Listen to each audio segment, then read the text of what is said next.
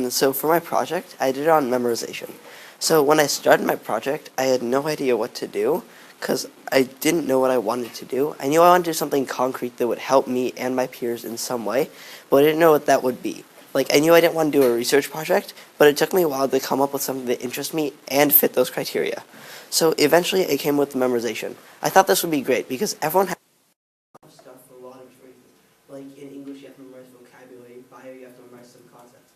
So I thought this would be great. So I did some initial research of this, and according to Wilmette University, there are two parts of the memorization process.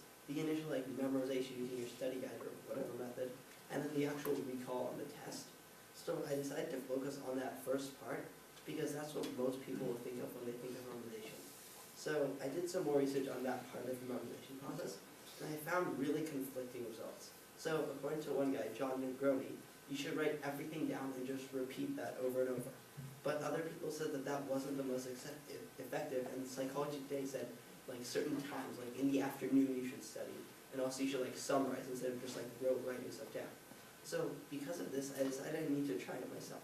So I came up with a plan of having a group of students just study for their tests using certain methods that I assign, and then see how well they do on the tests, and see how that affects how well the different methods are. But that didn't quite work out because not enough people were willing to risk getting a lower grade for my experiment.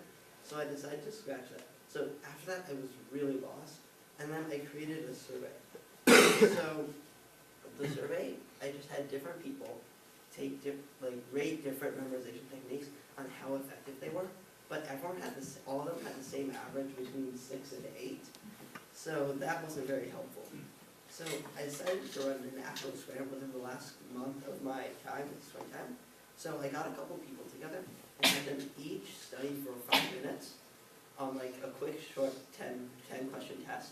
And then they would each take that test and repeat that process 3 times with different tests. And I found very similar results, that they all had the same average. But when I looked back at that data, I saw that each person did better in different methods, and that those methods would vary from person to person. So, and then I looked back at my survey and found the same trend to be there. One person would be better at writing than flashcards, but it would be different for other people.